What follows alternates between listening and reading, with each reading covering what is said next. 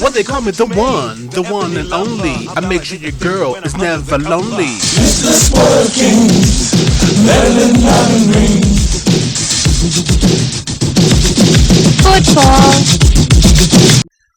What's up, people?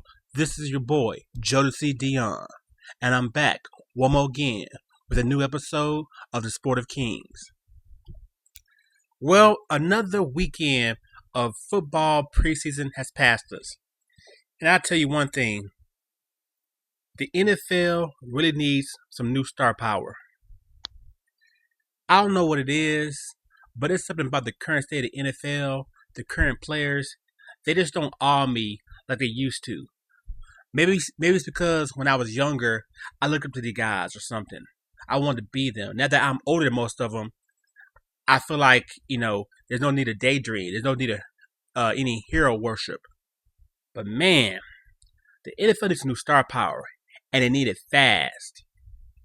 There's a reason why Peyton Manning is on every damn commercial you see on TV.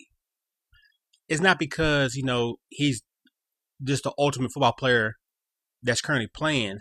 It's just that he's the only one that really seemed like a star, that really seemed like a, bigger than life athlete.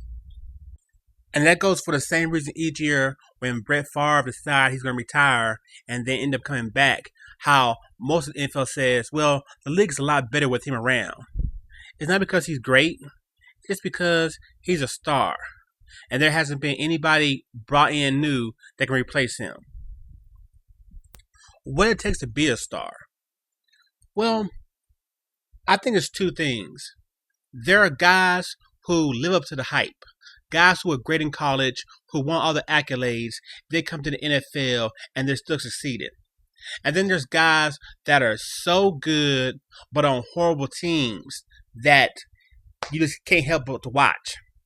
And then finally, there are the guys who are so good that they make good teams better or make teams championship teams. That's what it takes to be a superstar. Now that I've shown you what it takes to be a star, let's try to put the players in each category. See who fits. Who fits into the I was great in college and now I'm a great pro category? Matt Leinart? Hell no. Vince Young? Kinda, sort of, but not really. He got benched for a while. Reggie Bush? Nope. He has a championship, but he's known more for knocking off Kim Kardashian than being a great running back. So I was great in college, I won the Heisman, now I'm a great pro. That hasn't happened in a long time.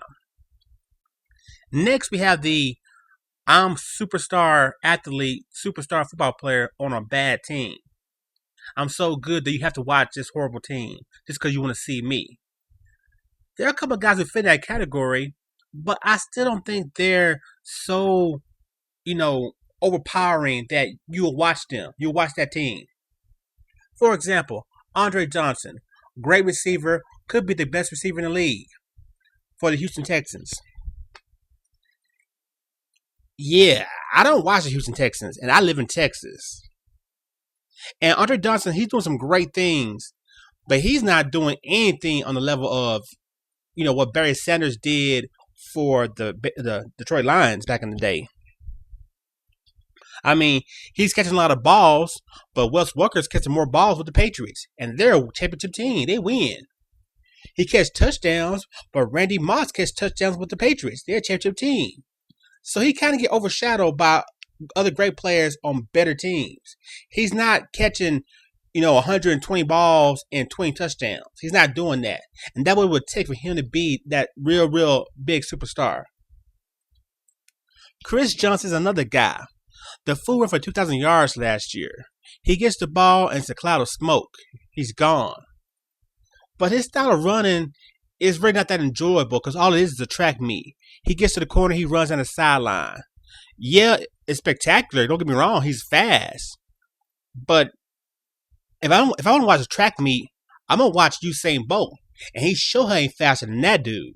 So, he needs to get some more up the middle Barry Sanders type runs, some Bo Jackson type runs where he's running so fast, but he's so powerful at the same time. You want to watch him running people over. Chris just he's not running anybody over. He's running away from them. So he's kind of boring, but still good. Now to the I make a team, a championship team players. Well, there's a couple. Ben Roethlisberger is that guy. I mean, he's won 2 championships. But right now, his stock is kind of low because when you think of Ben Roethlisberger, you think of a guy who goes to college parties and try to have sex with young girls. So he's not really, popular right now. He's not that good promotion you want. I really thought once Randy Moss joined the Patriots, they're going to win 2 or 3 more Super Bowls. But they've only been to 1 since he's been on the team. And they didn't even win it. So, Randy Moss is not a difference maker. You know what I'm saying? He's great, but he don't make a team a Super Bowl contender. Adrian Peterson was a G in college. Came into the pros, still a G, winning rushing titles and everything. Now, he's not even the main star on his team. That team is Brett Favre's team. They get to the Super Bowl, it's because of Brett Favre, not because of Adrian Peterson. So, he's not it either. Before I end this, I want to show you guys the results of my fantasy football drafts I had this past weekend. I wasn't able to go and attend them live, and so I did both online. In the Keeper League, you draft according to how you feel. What's your gut? And for me, since I kept a quarterback and 2 receivers, I always draft the positions by what I need. Because basically in my fantasy league, you start 2 running backs, 3 receivers, and then a defense, tight end, kicker, and a quarterback. And I personally always like to get top 5 players. That's why I draft. If I get a top 5 player or one of the top 2 players in each part, I'll draft that first, regardless of position. So the first thing I did was draft Dallas Clark, the best tight end in the league. My second pick, which was actually my 4th pick because I traded 2 picks last year. So I only had 1 pick in the first 3 rounds. My 4th pick, I got the best defense, Minnesota Vikings. The rest of my team follows: Ricky Williams, Reggie Bush, Mark Sanchez, the backup quarterback, Austin Collie, Devin Hester, Fred Taylor, Mason Crosby, Jeremy Shockey, Larry Johnson. Those are my backup guys to fill up the roster with Tom Brady, Randy Moss, and Ocho Cinco. In the other league, the same configuration, the same starting lineup, but it was a 5 player keeper league. So that's even fewer players to get. But at the same time, I still work my strategy. First pick I was getting, Antonio Gates. Second best, first best tight end. Then I got the Minnesota Vikings defense again. The rest of my team follows: Chad Henne, backup quarterback, Thomas Jones, Ricky Williams again, Donald Driver, Braylon Edwards, Todd Heap, backup tight end, Jeff Reed, and then I was able to get the San Diego Chargers defense for backup defense. All right, guys. I'll see you next week with some more football. Peace.